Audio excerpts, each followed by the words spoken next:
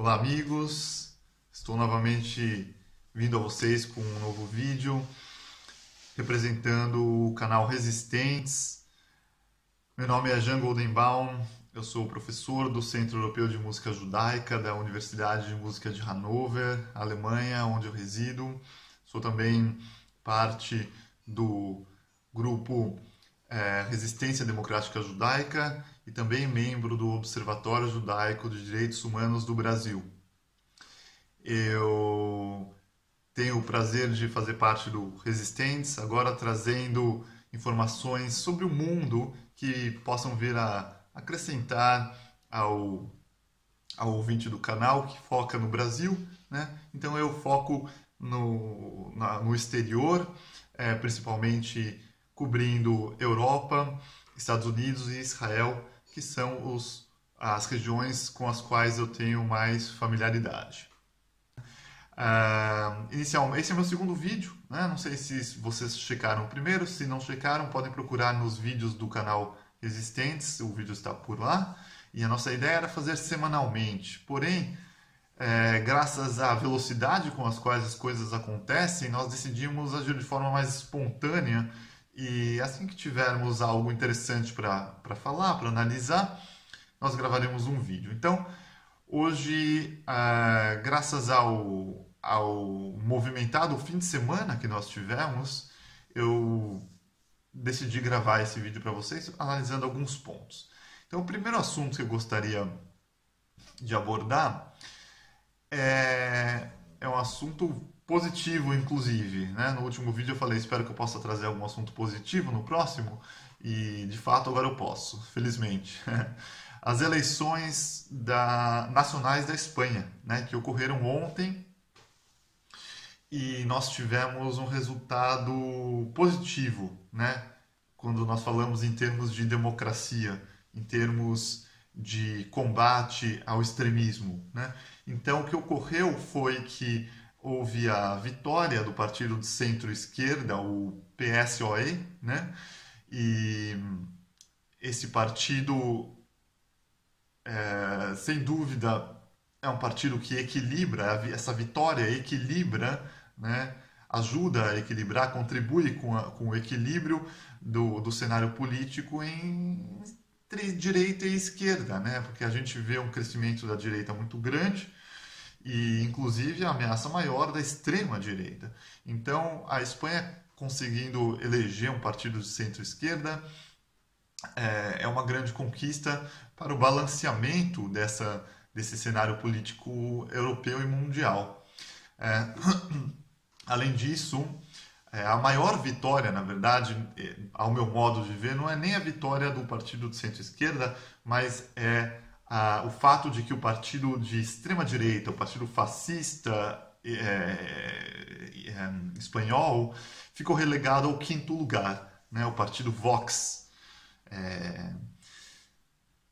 Eles conseguiram cerca de 10% dos votos, o que significa 24 cadeiras no parlamento. Não é pouco, não é pouco. Porém, diante das circunstâncias atuais em que vivemos no mundo, é uma vitória. Conseguir que eles consigam somente 10% já é algo a ser comemorado diante do cenário mundial e das conjunturas políticas contemporâneas. Então, se a gente for comparar com o Brasil, nem se fale, mas mesmo com os Estados Unidos, Israel e mesmo a Alemanha, onde o partido neonazista, o AfD, é a força maior de oposição ao governo, né, alemão. Eles são o terceiro maior partido, é a força maior de oposição. Eu falei um pouco sobre isso no vídeo anterior, né?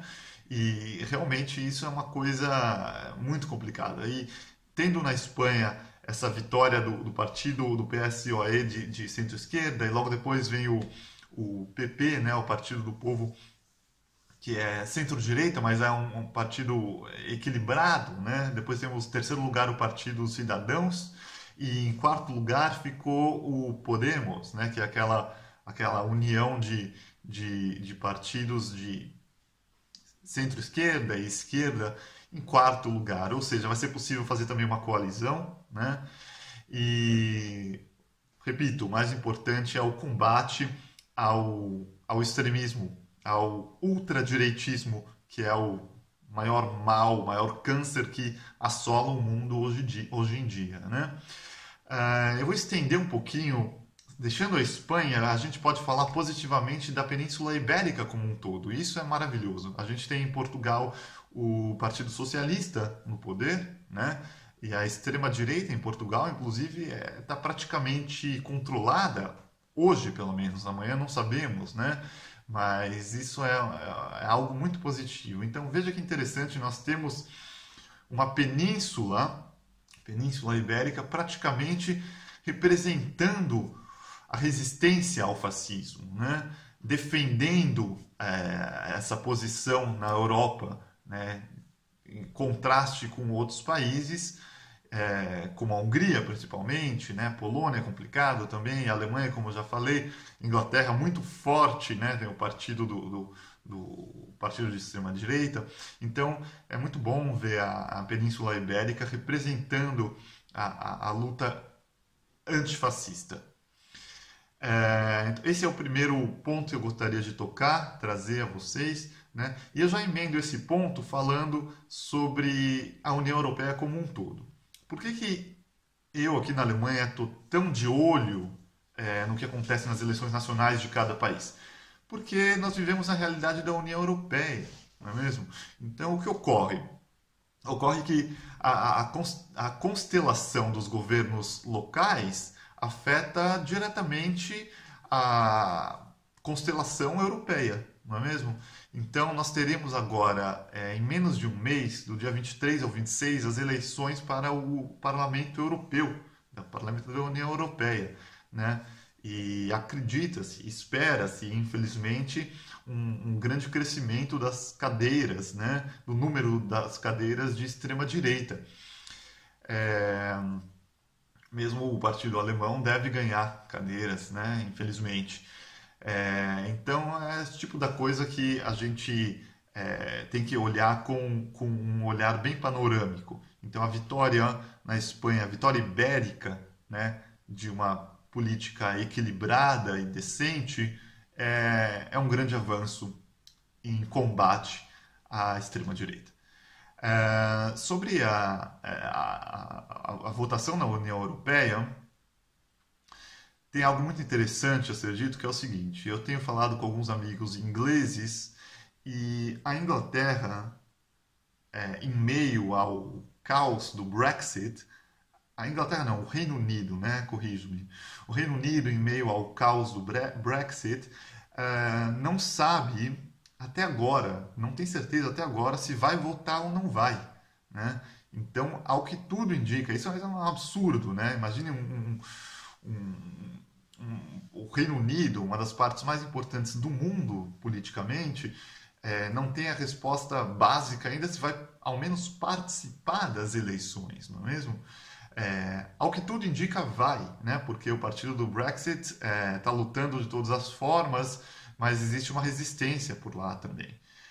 Inclusive, cabe dizer que o partido do Brexit é muito mais extremista do que algumas pessoas pensam, né? No último vídeo eu comentei que o Steve Bannon, né, o grande apóstolo da supremacia branca no mundo, da ideologia da supremacia branca no mundo, foi convidado pelo Partido Neonazista Alemão para participar de um fórum no Parlamento de Berlim, né, no Parlamento Alemão, em Berlim. Juntamente com o convite ao Bannon, eles convidaram um dos líderes do partido do Brexit, para vocês verem qual que é o nível de extremismo desse partido do Brexit. E o Brexit foi uma grande catástrofe, um grande retrocesso em termos políticos e sociais e comunitários que ocorreu no Reino Unido, né? Inclusive, aqui na Alemanha, a gente vem recebendo imigrantes, né, do Reino Unido que se negam a viver num Reino Unido marcado pelo retrocesso, né? Marcado pelo desejo de se isolar simplesmente por causa de xenofobia, racismo, né? Aquele medo de sempre do cidadão, de alguns cidadãos, em conviverem com o diferente, né, com o estrangeiro, com aquele que às vezes lhe é estranho, né? Enfim, essas notícias eu gostaria de trazer para vocês hoje. E uma última coisa que aconteceu também nos últimos dias com relação aos Estados Unidos. Os Estados Unidos, diferentemente do Brasil, fazem os seus processos eleitorais com uma grande antecedência, o que eu acho muito positivo. Eu acho que no Brasil é tudo muito rápido, né? E isso vai contra a democracia. Nos Estados Unidos você tem muito mais chance de conhecer e ir ao fundo sobre os candidatos, né? Então agora as eleições serão só no fim de 2020 e agora no começo de 2019, por exemplo, o Partido Democrata já possui diversos candidatos que oficializaram a sua candidatura, né? Então, inclusive o Partido Democrata é dividido entre os democratas do establishment, do sistema, né? E os democratas progressistas, né? A novidade desse fim de semana é justamente que o Joe Biden, quem que foi ele? Ele foi o vice-presidente do Obama durante os 2 mandatos do Obama, né? Um bom candidato, mas representando o establishment, né? Um cara com alguns problemas, vamos dizer assim. E ele vai concorrer basicamente dentro do Partido Democrata com o Bernie Sanders, que, para quem me conhece, sabe que é o meu candidato preferido, é o meu herói político, eu chamo ele de meu herói político, né? Que é um cara que realmente acredito que revoluciona, vem revolucionando e vai revolucionar mesmo o mundo da política e a ideologia política do planeta. Então, o que eu ia falar sobre o Biden é que, embora ele seja um cara contido, um cara realmente que se aproxima dos republicanos de maneira amistosa e tudo mais, o vídeo de lançamento da sua campanha foi um integral ataque ao Trump, né? O que eu achei um grande acerto. Eu achei que ele foi muito bem, porque é necessário. É necessário, né? O Trump não é o Bush, né? Ele é muito pior, né, do que o Bush filho e o Bush pai. Ele é muito pior do que outros republicanos que vieram antes, todos os outros republicanos que vieram antes. Ele é um caso à parte, né? Um caso extremo.